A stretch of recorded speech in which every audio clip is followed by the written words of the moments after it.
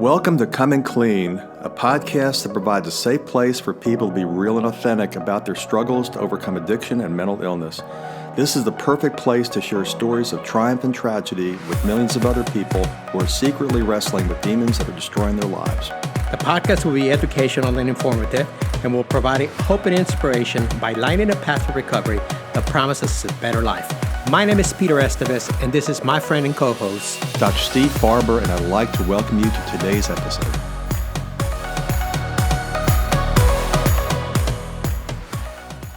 Good evening. My name is Peter Estevez, and this is my friend, Glenn Marsden. Hi, everybody. Hello, Facebook. Today we're going to have a show. This is my first time on this format, and first and foremost, I want to thank Rehabs 411 for giving us an opportunity to come here and to talk about the Imperfectly Perfect Campaign, among many other things that we're going to touch on tonight. I am very excited to be here today. I'm very excited that Glenn is here with us today. Glenn has traveled across the world to be with us today. Where are you from, Glenn? Tell us a little bit about you and where you're from. Originally, I'm from Manchester in England. Finished my university studies back in 2006. Got on a plane to New Zealand and then ended up in Australia, where I married my wife and reside to this day. Excellent. So he's all the way out from Australia. He's been here in LA for a couple of weeks, and he is promoting the Imperfectly Perfect Campaign. First and foremost, what I want to ask you today is to please engage with us. Please participate with us. We are going to be taking questions, and we're going to try to answer as many questions as possible. Hello, Debbie. Thank you for joining us tonight. And just stay with us towards the end. We're going to make it a very interesting show. We're going to talk about, first and foremost, the Imperfectly Perfect Campaign. The Imperfectly Perfect Campaign is a campaign that Glenn started a few years ago, and he's going to go into it. You know, we are all imperfectly perfect, and this is an opportunity for us to be able to talk about that and why Glenn started the campaign. So let me read Glenn's bio first and foremost. You know, Glenn obviously, he's the founder and creative director of the Imperfectly Perfect Campaign, to raise awareness towards mental health. And that is the main reason we're here today, to bringing together over 80 of Australia's biggest name in the show business, sport business, more collectively change the faces of mental health, not only in Australia, but amassing attention and support from the public from across the world, including the U.S. and the United Kingdom. Now, mental health is a topic that very few people talk about. And it is an issue that is very dear to my heart and very dear, obviously, to Glenn's heart. Typically you're going to find me talking about addiction. You're going to find me talking about recovery. But there's a tremendous parallel between recovery and addiction and mental health. There is many of us in the program of recovery, and many of us that are addicts, that suffer mental health. And it is one of the reasons that I wanted to make sure that we are able to engage Glenn, talk about his campaign. What is the purpose of the campaign, and what is it that he's doing? Why is he raising awareness? You know, ironically enough, among the many addictions there is across the world today, social media is one of them. You know, people spend hours and hours scrolling through social media. And the reason I bring that up is because social media was one of the reasons that Glenn started his campaign. And that's pretty much an overview of it. He's going to go more into detail. But now let me turn it over to Glenn and have him tell us a little bit more about the campaign and why he started Imperfectly Perfect. Yeah, so first of all, thank you for having me. And what I would say about the Imperfectly Perfect campaign was it actually only started over a year ago now, so it's moved very fast. A lot of people think it have been around for years because of the things that is actually attained. But like you say, the whole premise behind the campaign is to change the face. So it's a play on words, change the face of mental health. And the reason it started was, like you said there, social media, it is a form of addiction. And what I found probably around 5 years ago was that I started comparing my self-worth to a lot of other people. I mean, being in the fitness industry, I was comparing my body to that of other people. where it kind of spiraled out of control a little bit to the point where I diagnosed myself with body dysmorphia. Managed to gain it under control, which we can talk a bit later on. But I mean, back to the campaign, it was due to that kind of reasoning, I turned social media off for a while. My wife asked for some pictures of kids to say that I'm a photographer. So I turned social media back on and noticed that one of my good friends back in the UK had sadly taken his life. Now, what he was portraying through his social media, again, being that addictive kind of thing, what people do is posting the highlight reels, was a career, his child, holidays, and little did we know that he was suffering from depression and took his life.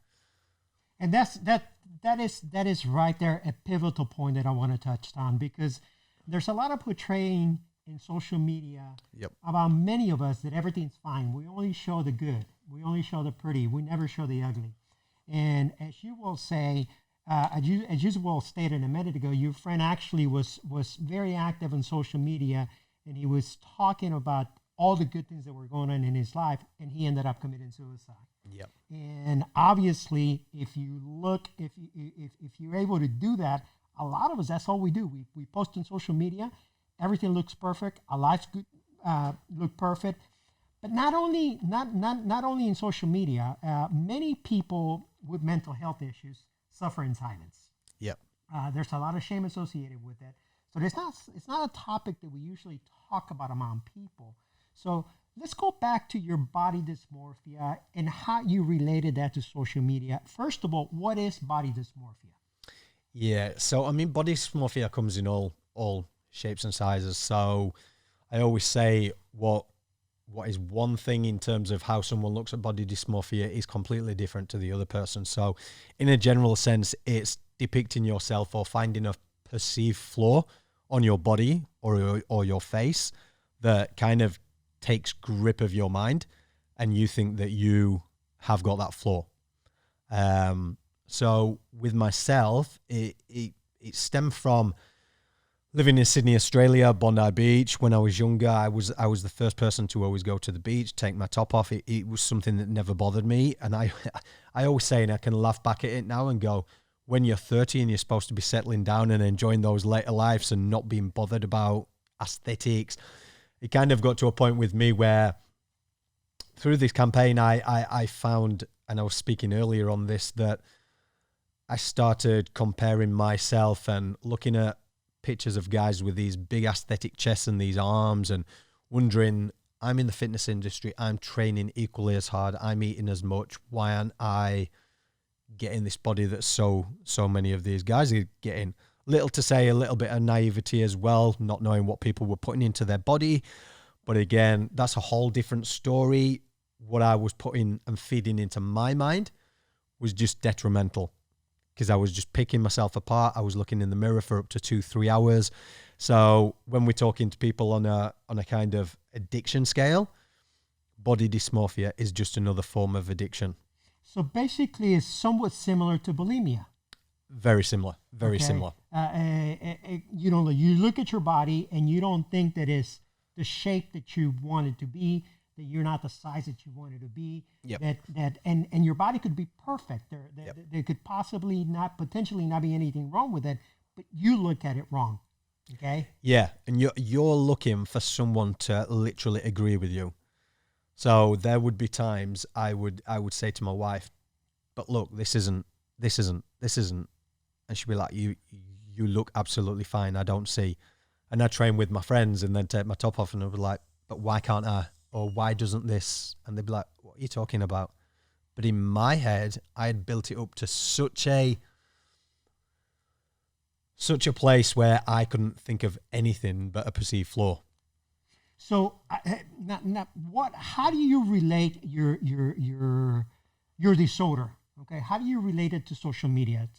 Because you actually you went through a process where you're working out, and then you develop the disorder, and then you get off of social media. Yeah. Why did you get off of social media? I mean, what's the relationship between social media and your disorder?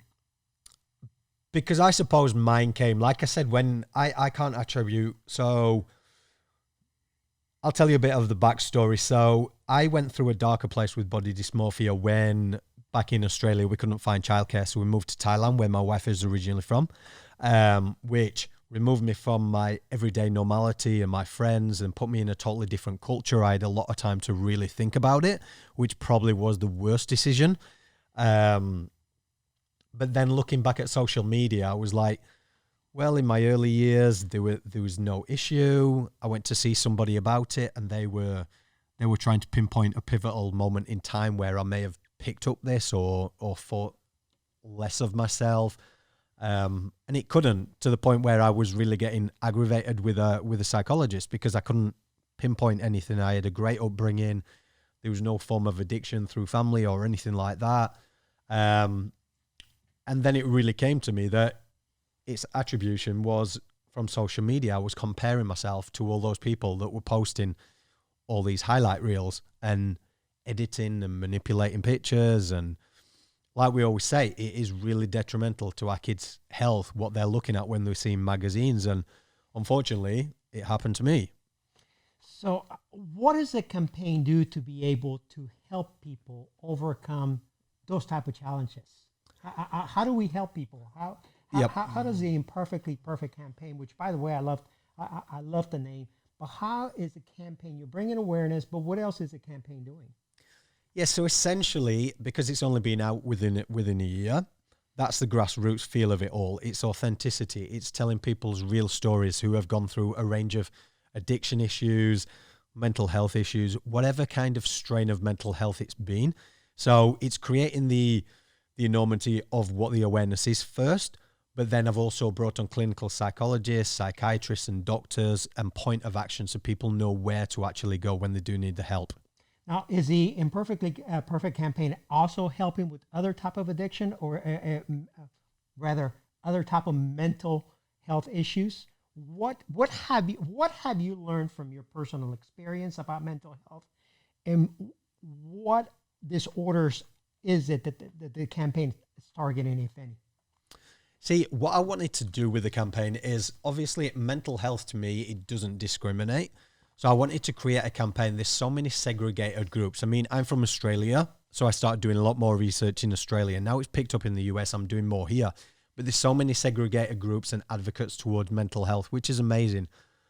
But what I wanted to show is, because mental health doesn't discriminate, I wanted to create a kind of an open forum. So we've got CEOs in there who have gone through severe depression. We've got body dysmorphia, bulimia. We've got women who are actually gone through endometriosis, which in turn has created mental health strands.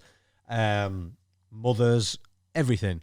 So that is, I wanted to basically encapsulate everything, and which has seemed to have resonated with people, because people are going through things. And what I've learned through mental health is it's your own story.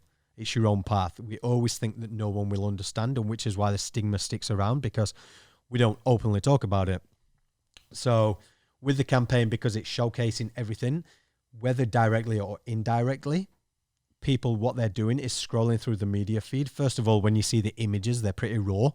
And when they're reading a person's story, they connect on some kind of level, and it really opens that dialogue. And I've had so many people reach out and said, oh, tonight I've actually sat down with my daughter, who has never spoken openly, and they saw that image and it connected with them. So we discussed it. We discussed the image, what it made them feel like, and then, yeah. Well, there's, as I mentioned earlier, I got sober through a 12-step program of recovery. Yep. And what I have learned in my process of sobriety for almost 19 years now is that there's a lot of mental illness within the addiction community and the recovery community. Bipolar is very common. Yep. Among many others, bulimia, a lot of eating disorders. There's a lot of body issues within the community. There's a lot of mental health issues in with people with addiction, and a lot of times those issues, those mental illness, go undiagnosed because people do not know what they are. Yeah, they are unable to identify them because of the shame that no one has really talked about it. I grew up in a generation. I grew up in a generation where you didn't talk about mental illness. You didn't talk about alcoholism. You didn't talk about addiction. You didn't talk about any of these matters. What is it that has allowed us today to be so open about it? And I want to encourage the community to please join us, to please send us questions, to please engage with us. This is for you. This is not for Glenn and I. This is for you. This is for the community to help us understand and how to get the message across that it is important for us to be able to talk about this. You know, I went through a process of addiction for many, many, many years, and I didn't know that there was a solution. I didn't know that I had a problem. I thought I was the problem. And what I realized once I enter my recovery process, that I had a problem that had a solution. All I needed to do was seek help. And that is also the case in any type of mental illness. You know, there's mental illness that basically can be treated through psychotherapy. There's some that require medications. Obviously, neither one of us are medical practitioners, so we can't really go into that. But the main idea is that people ask for help, that people get engaged. What would be the first step for somebody, for a family member or an individual that feels that they're uncomfortable with themselves and that there's a missing piece? You know, I felt that way for a long time, and I didn't know where to go for help. So where can people go for help today? I mean, there's so many resources out there these days. Education. I mean, the best place to obviously start is going through Google and typing within your area the psychologists, the psychiatrists, the doctors in your local area. I mean, the best thing to do, I would say, from a personal standpoint, is reach out to somebody that you trust, whether that be a good friend of yours. Because at the end of the day, I think going through a personal thing, and you might say yourself, it's empathy. So for anybody who talks to somebody who's going through something, they just want somebody to listen. So don't try and give your judgment or base what you would do. Just listen to what they do and then try and research for them if you are a family member of them. I mean, I opened up to my wife about it, and she was great. She was amazing. She was just like, let's just find you someone to speak to. I mean, unfortunately, it was in Thailand, and it was a general practitioner who didn't really understand the whole mentality behind body dysmorphia, because they're more about education. But when I came back to Australia and found it was so prevalent within that area, it just opened the resources, and I actually started researching myself. But all I would say initially, I mean, you can always go online and start researching it. But I mean, through this campaign and more resources through campaigns that are opening the doors and getting people talking, there are ways that you can find them. And just look at the campaign. There's a lot of pathways. And yes, as a matter of fact, thank you, Joanne, for your question. Joanne's question is, the sickness is not just the addicted one. We all become part of the illness. It affects everybody. Yes, it does. You know, mental illness is not isolated to addicts or people in recovery. I mean, mental illness, I don't know the statistics. I don't know if you have any numbers of the statistics, but not in America. Yeah. But it is rapid across the world. It I is. mean, I think unfortunately a lot of us are seeking to escape from something. Okay, when in reality, who we escape from us from ourselves. In my opinion, I know I did that for a long time. I wanted to run away from me, but everywhere I went, there I was. You know, and the reality is that a lot of times is we are looking to connect. We are looking for, you know, the opposite of addiction is connection. Yeah. Okay. And I think it's also the opposite of mental illness is connection.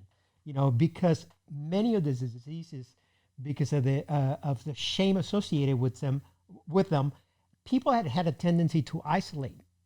You know, stay quiet, die in silence.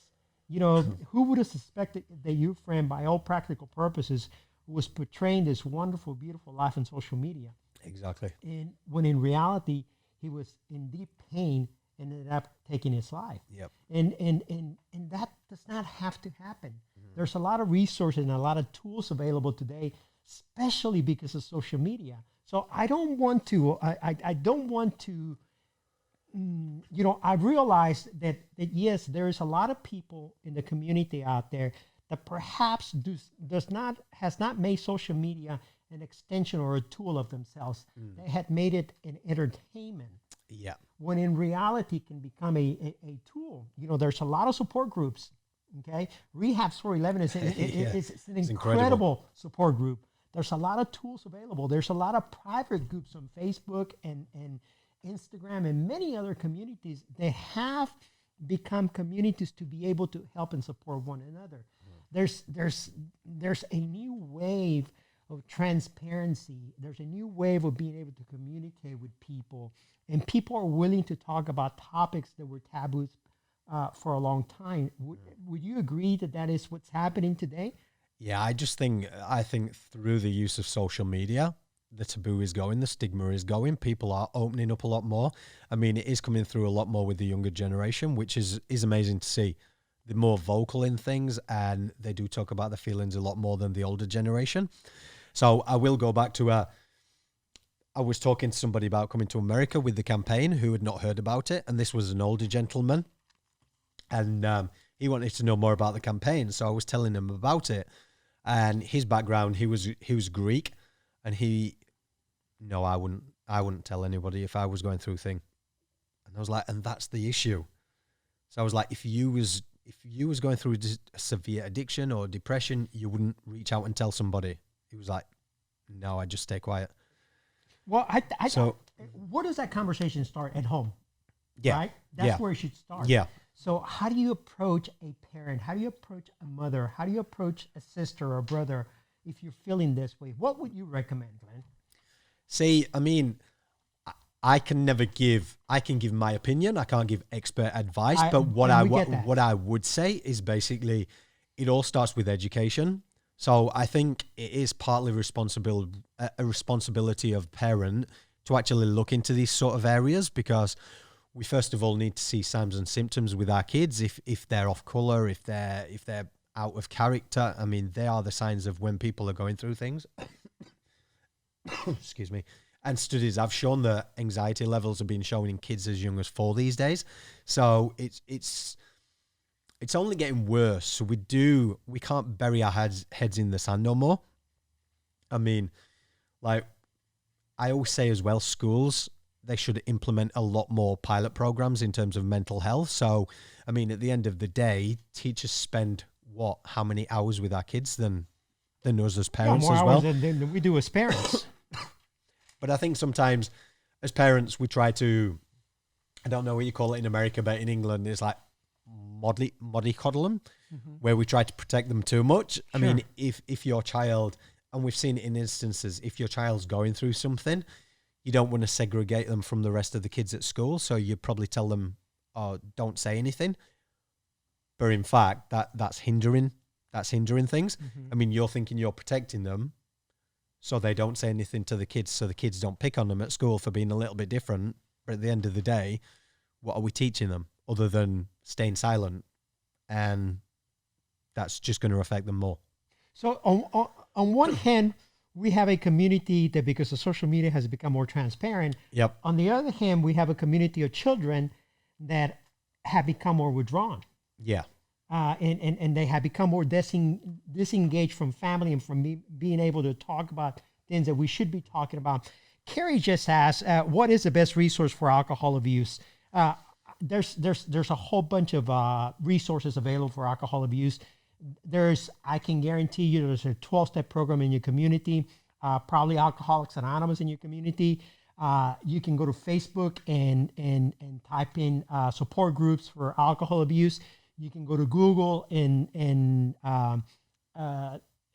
Google alcohol abuse and meetings. Every community has meetings that go on throughout the day.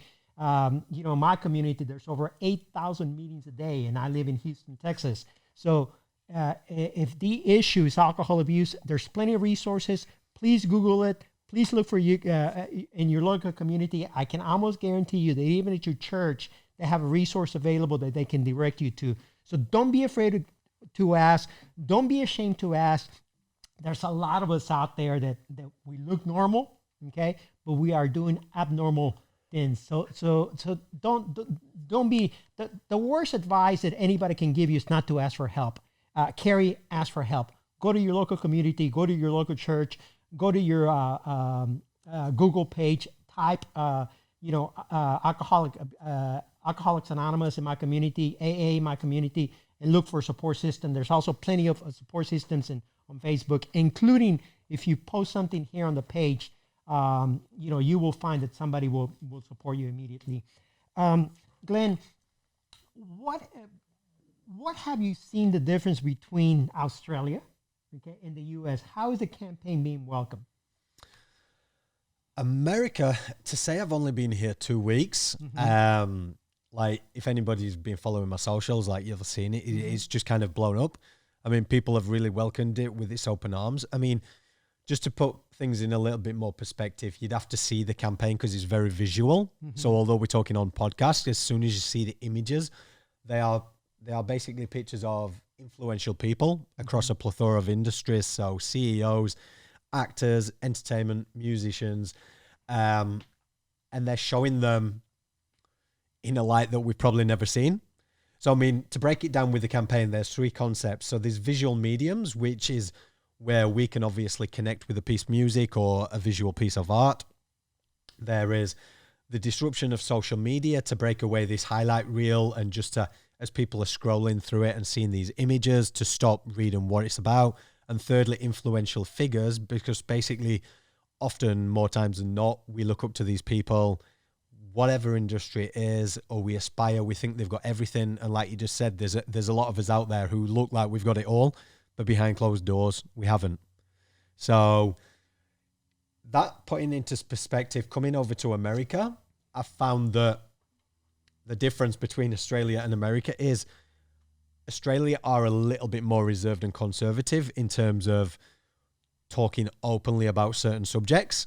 Whereas America, I find, coming onto these pages and there's like nearly 9 million people on the recovery and addiction, and it's just so prevalent here compared to a smaller scale in terms of Australia.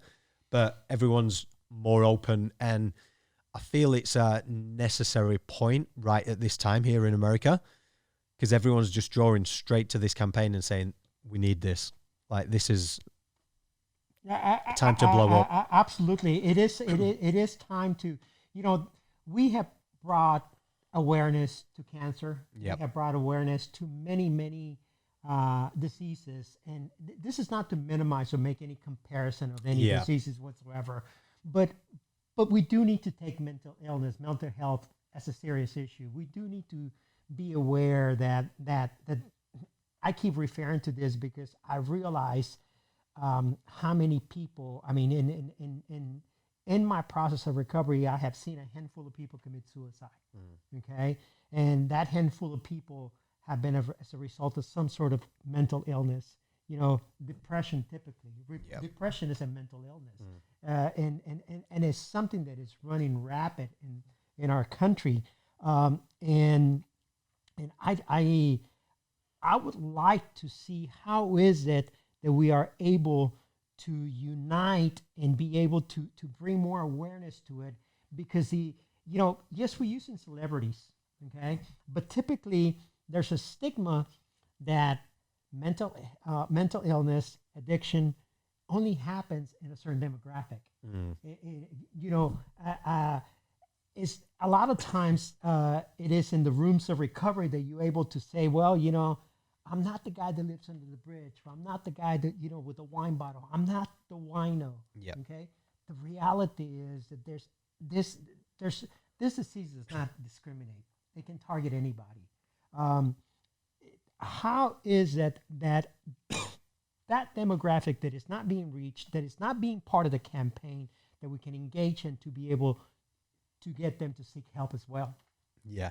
I mean, one of the things through the campaign I've started to do is when people, if they look through the campaign, you can see there is a plethora of industries, but when people associate it with celebrities on there, basically what I've done to address that kind of area as well is I say de-celebritize it. So I've basically brought on an Imperfectly Perfect Campaign challenge, which was to draw the everyday myself, the public, to to participate and build a community within itself, just like these groups they're doing, and just challenge each other to say what they do on a daily basis towards their mental health. So it's reaching all kind of demographics. So it's not just when people think, oh, it's just for this certain people. It can go to anyone.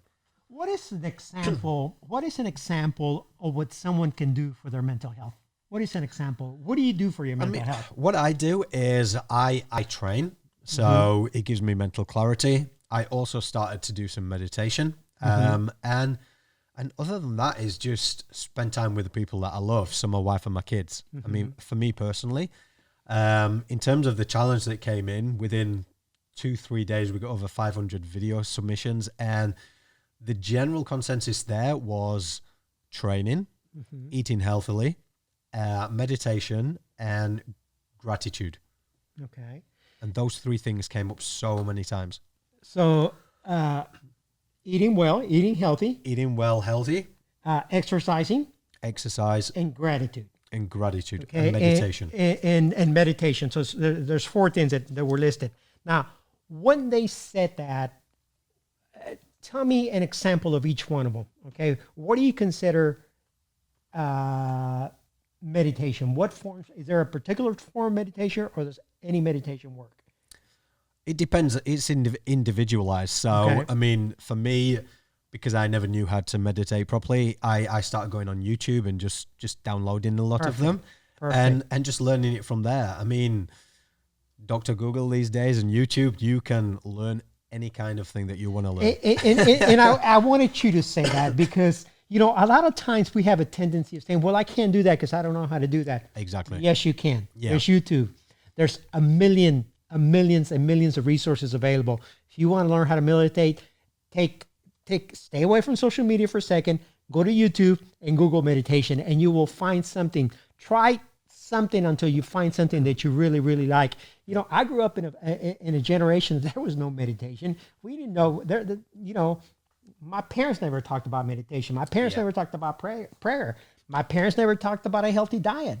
My parents never talked about exercise. You know, we were completely oblivious to all these things that have become a new wave in society. But really, this has happened for thousands and thousands and thousands of years. This was lifestyles that we go back to our very early ancestors.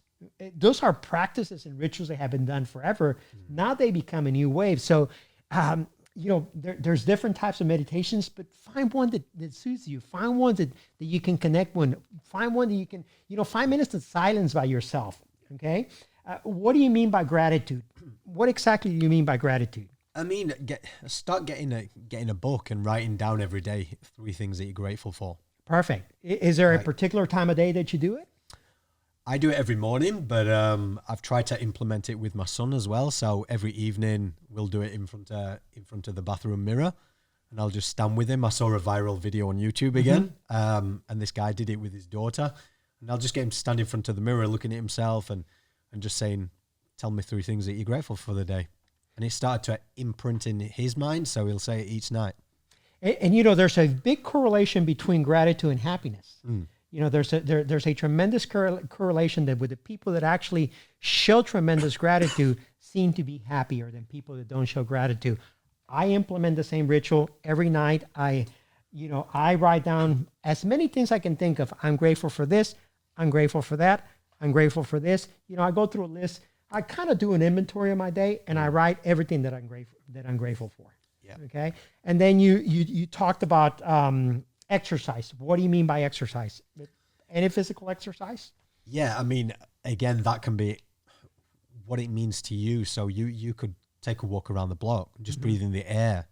Do you know what I mean? That doesn't mean you need to go out and put yourself through some paces. But I mean, so you don't need to go to a gym and get a gym membership. You don't need to go out there and get a personal trainer. You don't need to go out there to go to a yoga class. You don't need to go lift weights. You don't need to go buy equipment. Simply go for a walk around the block. And the best thing is what we're saying through all this is they're all exactly free. Okay. Free resources.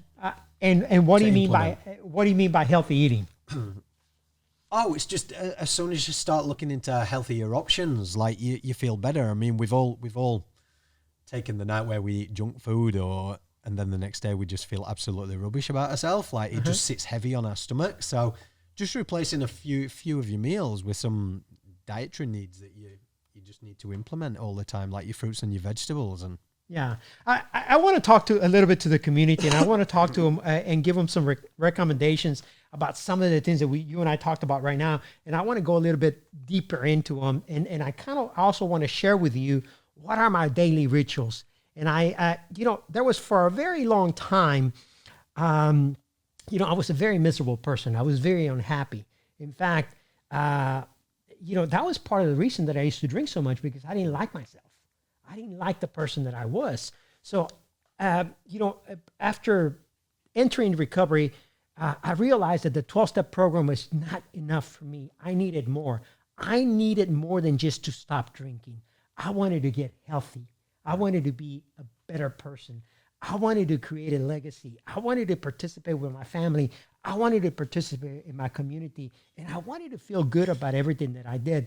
So I researched and again, without resources, get on Google, get on YouTube, and research things that, for personal transformation, So the rituals that I implemented was 15 to 25 minutes of meditation every morning, and just basically silence, get on, find a position that I sit on and sit there in silence and be at peace with myself for a few minutes.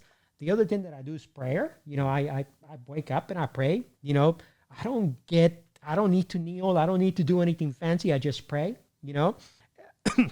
There's no, I don't think that, and I don't want to talk about religion, because that can be a sore subject for a lot of people. Yep. But what I do want to say is, whatever your inclination is, even if you want to pray to yourself, just pray in gratitude. Pray in gratitude. And then the other thing that I do, I journal. I get a pad and a pencil, and I journal for about 10, 15 minutes, whatever comes to mind. And of course, I exercise, and I try to have a healthy diet. Those are the things that give me balance. Those are the things that give me energy. Those are the things that keep me connected. And those are the things that completely shifted my relationship with my son. I came from a very traditional, because I told you so type of household. My father was not the kind of father that had a relationship with his children. Right. He was very much in an authoritarian, and I didn't want to have that relationship with my son. I wanted to connect with him. I wanted to be part of his life. I wanted to be part of his generation. So I had to reconstruct myself and to get to his level. So what that meant, it was that I had to abandon a lot of my old ideas. Yeah. I had to abandon a lot of my old beliefs. And the only way I could do that was by connecting with him and by adopting some of these things that we're talking about. I want to encourage the community again, one more time. Give us some questions. Tell us what you want to hear. Tell us what is it that we can do to help you, whether it's in sobriety, whether it's in recovery, whether it's in mental health. Is there a particular issue that you want us to talk about today? I know that Glenn is here to talk about the Imperfectly Perfect Campaign, and it's a tremendous and fabulous cause. I know that this is something that we need to talk about. I know that mental illness is a major issue in addiction. Mental illness is a major issue because we don't talk about it. And this is something that needs to be talked about. If you feel awkward, if you feel that you don't fit in, if you feel that, that there's something wrong, ask for help. There's many, many, many resources available. Today, Glenn and I want to continue talking about the campaign and the movement that he's creating, not only in Australia, in the UK, but here in the United States. He has been here in Hollywood for the last couple of weeks, and he has made a big splash, getting people involved in this movement to be able to talk about what is it that they do on a daily basis to enhance their mental well-being. Mental health is just mental well-being, and sometimes all we need to do is just a little bit of tweaking, just a few changes within ourselves that are going to help us feel better about ourselves and are going to help us discover what is it that is wrong with us. Sometimes it's just tiny little tweaks. Wouldn't you agree, Glenn? I do agree, yeah. Since you implemented your changes, what is your relationship with social media today? Because you're all over social media. I'm all over it. Yeah, I mean, this was 5 years ago when I went through my body dysmorphia, and I'm very disciplined, as you can see through all my work that I do. But I started developing a lot, learning cognitive behavioral therapy, which is one of the ways that people get through any kind of eating disorder or body dysmorphia. So that really helped me, and it was just retraining my mind. So these days, as I say, that's 5 years ago now, and it's something that honestly has not played on my mind or played a part when I look at social media. I don't look at other people's pictures and envy them, or it's not my relationship with social media, as you see now, is I'm all over it, all over the 7 platforms, but in a positive light, because I'm actually trying to disrupt it. So I'm showing the reality instead of the highlight reels. So you're using social media as a tool, not as an entertainer. Exactly. And one of the things I want to reiterate, which is going back to something you said about the connection, one of the really big things about the campaign is to almost bring the intended purpose back, which social media was what it came out for, and to connect people worldwide, because it has got swift along the way, and it's gone in such dark places of narcissism and highlight reels, and so I wanted to bring it back to its intended purpose, which was to connect us for a common goal, which is to really connect us on this issue of mental health. And this is exactly what Rehab's 411 does. Exactly. Is to try to bring people together for the common purpose of take care of each other, support one another. And this is a purpose we're here tonight. Now, tell us a little bit about connective therapy. Is that some type of affirmation therapy, or how do you change your thought patterns through connective therapy? Yeah, so cognitive behavioral therapy is just... It's almost like rewiring your brain. Mm-hmm. So the thoughts that you have it's just replacing those words. So, I mean, with me, it was just what I was seeing. I was just putting replacement words in there that basically self-love. So I'd start looking at myself as a whole rather than picking myself apart. The thing with body dysmorphia, as I say, it's very individualized, how some people can't look at themselves.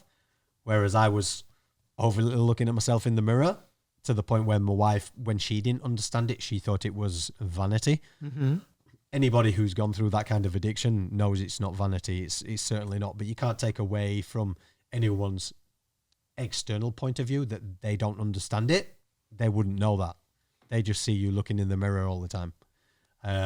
So it was just more about working on yourself, developing more self-love, and looking at those perceived flaws, and then just generalizing it into a broader picture, and then just saying a lot of it is positive affirmations, basically, if you put it like that.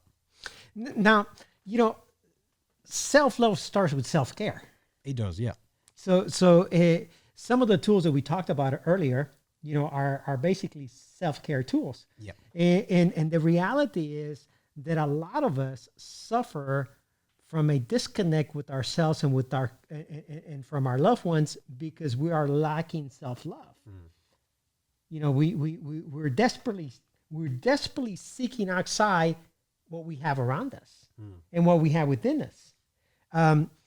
How is it that through an affirmation, simple little tools, I can start feeling a little bit better about myself? We talked about, rituals, and we talked about some practices, but how is it that through affirmations we can start tweaking or changing or turning the way we feel about ourselves? I think it's just implementing it and trying it. If you're so mindset in negative thoughts and negative emotions all the time, you're going to start keeping yourself, going down that spiral path. So try and turn those, I always say, if you're giving yourself 90% negative thoughts, what are you going to attract? Try and build on that 10% of positive thoughts. Try and take it towards 50% and try and implement it towards your 100%. And then just watch your mindset change. You're going to feel happier. And back to the gratitude thing. We're so concentrating half the time on what we don't have. Yeah. That we don't realize that, my God, I've got 2 little kids at home that love me and couldn't deal without me. I've got a wife. Have a roof over my head. Yeah. And little things like that. Or, you look at people who live in poverty or in the third world or something, and you think, I'm so grateful that I have a roof over those sort of things. And each day you take a step forward and it gets a little bit better, like addiction or anything like that. It's one foot in front of the other, and you'll start growing. And that's interesting that you say that, because, recovery, most of recovery is based off a 12-step program. It's not an elevator. Okay, it's a 12-step program. So it's gradual steps that are basically rewiring our mindset. Yeah. Okay, so we're actually tearing down all those things that we built up that tore us down. If you start with step 1 in recovery, accept that you're powerless over X, Y, Z, and as a result of that, your life has become unmanageable. That is the very first step. That is the very first foundation of being able to solve any problem. Yeah. Okay, accept the fact that you have a problem. Yeah. And accept the fact that that problem is causing you problems and is making your life unmanageable. There's mental health, addiction, recovery. They all have a process, and that process goes from addiction to a process of survival to a process of insanity. Okay, and we have to exit each process in order to be able to go into recovery. We cannot, if we continue doing the same thing over and over and over again, we're going to continue getting the same results. So we have to exit those states. And the only way that we're able to do it is, first of all, by surrender. And in the case of mental health, it would start with asking for help. It would start for admitting that there is a problem. Now, I do realize that there are many conditions that perhaps people don't realize that they have a problem. And that's why there's so many crossover between addiction and mental illness, because people with bipolar disorder, they're trying to mask their disorder with alcohol until they go into a maniac state. And so I mean, and somebody needs to realize that, no, it's not that he drinks too much, it's that there could potentially be other issues beyond the alcohol. Yeah. And those are the kind of things that need to be looked at. Again, neither one of us are medical professionals. I'm just talking for my experience over 19 years and attending thousands and thousands of hours of meetings and doing research for my book. So it's not the information that you and I are talking about, we are sharing, are personal experiences and things that we had seen that have worked for other people. Yeah. Now, in a nutshell, what do you recommend? Again, somebody that does not that feels that they need help, that feels that they want to make a change in their lives. Where do they start first? First step. By speaking out. That's what ultimately it comes down to. Well, no, I would say bring it back a step, admitting to yourself you need help and you want to change, and then reaching out to somebody. So that would be the first step. I would say that's your first step, in my personal opinion. And then from there, try to seek out professional help if necessary. I mean, what we've got to remember, again, it's very individualized in what people go through with mental health issues. So I think the basis of itself, when you say mental illness, a lot of people don't like the name mental illness, even though there's nothing wrong with it. And I think that's what stops a lot of people talking out as well. What I've come to find, when people don't want to mention they've got a mental illness, the stigma of the name itself, where it's the same as a physical illness, it's just in the mind. It's an illness. So it shouldn't really matter. It's an illness, right? But there's still the connotation when it comes to jobs, and it shouldn't be these days no more. But when you're applying for a job and it's part of the questions, have you ever suffered with a... Well, there's different strands, so that needs to be removed straight away.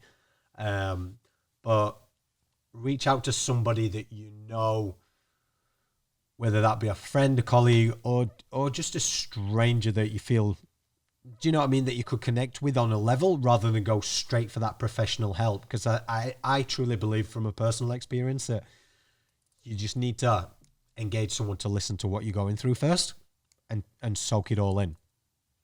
If you have no support groups, then of course, go straight in and find someone, your general practitioner, straight away. They often do referral programs and they'll send you to somebody. So mental illness does not necessarily mean you're crazy. No, exactly.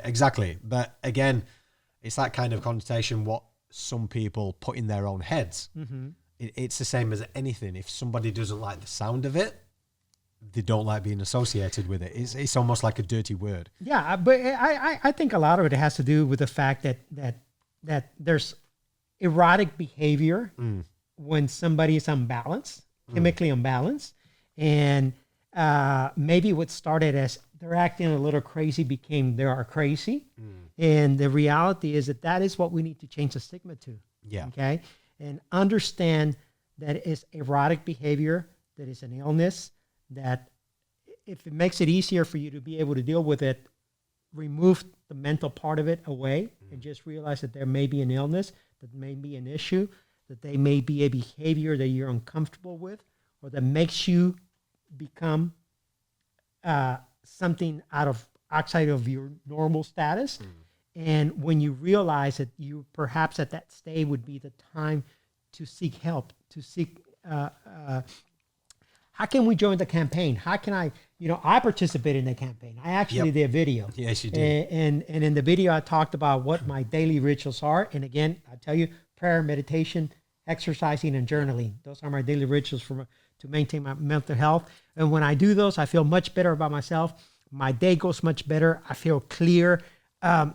The one thing that is very important for us to transmit is the fact the rituals are different from habits. Okay? Rituals is something that gives you a well state of being. It enhances the way you feel about yourself and about what you do. It's kind of like people say, there's no one that's ever felt bad after working out. Or there's no one that's ever felt bad after praying, or there's no one that felt bad after taking a shower, right? I mean, something changes about you the way you do. So the way I looked at my rituals, and they're sacred to me. They're sacred to me. When I do them early in the morning, I do them when I get up. I apply them, and it's it's not a checklist. It's tools that I know that are going to make me feel better about myself, and that I actually sometimes I look forward to doing them, and they don't have to be done in any particular order, but doing how it makes you feel better. Is there any closing words you want to share with the community? Do we have any other questions from the community? Do we have any other questions we would love to answer?